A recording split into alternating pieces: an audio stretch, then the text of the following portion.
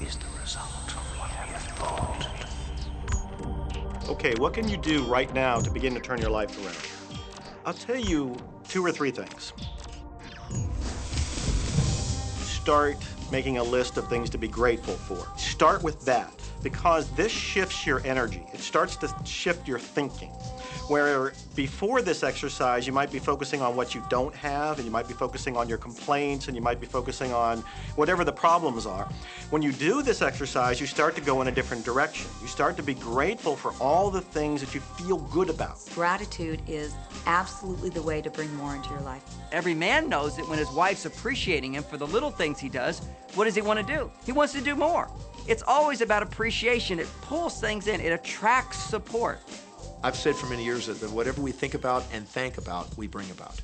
Because that's that feeling that you have to have, you know, and so for me, it's been such a powerful exercise every morning to get up and say thank you. Every morning when my feet hit the floor, thank you. And then I start running through what I'm grateful for as I'm going to brush my teeth and do the things I do in the morning.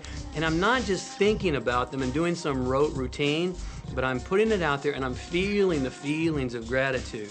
Because as soon as you start to feel differently about what you already have, you will start to attract more of the good things, more of the things you can be grateful for. Because you can look around and say, well, look, I don't have the car I want, I don't have the house I want, I don't have the health I want, I don't have the spouse I want. Oh, back up, back up. Those are all the things you don't want. Focus on what you already have that you're grateful for. And it might be you have the eyes to watch this. It might be the clothes that you have. Yes, you might prefer something else, and you might get something else pretty soon if you start feeling grateful for what you have.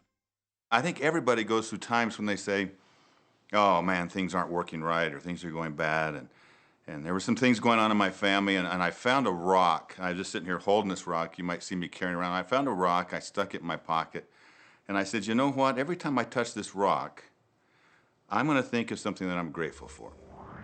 And so every morning when I get up in the morning, I pick it up off the dresser, I put it in my pocket, and I go through the things that I'm grateful for. At night, what do? You empty your pocket, and there it is again. And I've had some different experiences with that. I've had some amazing experiences. I had a guy from South Africa, and he saw me drop it. He said, what is that? Well, what's that? I explained it to him, so he started calling it a gratitude rock. Gratitude rock. 2 weeks later, I got an email from him, from South Africa. And he said, my son is dying from a rare disease. It's a type of hepatitis. He said, would you send me 3 gratitude rocks? Now, they're just rocks I found off the street, you know? So I said, sure. I had to make sure that the rocks were very special. And so I went out to the stream, looked, picked out the right rocks, and sent them off to him. 4 or 5 months later, I get an email from him. He said, my son's better. He's doing terrific. And he said, but you need to know something. He says, we've sold over 1,000 rocks at $10 a piece as gratitude rocks, and we've raised all this money for charity. Thank you very much. And so it's very important to be in an attitude of gratitude, as I call it.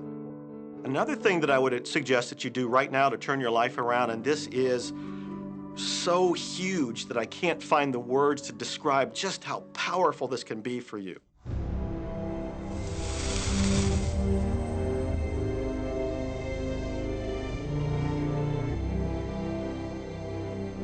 I took the visualization process from the Apollo program and instituted it during the 1980s and 90s into the Olympic program. And it was called Visual Motor Rehearsal. When you visualize, then you materialize. And the interesting thing about the mind is we took Olympic athletes and then hooked them up to sophisticated biofeedback equipment and had them run their event only in their mind.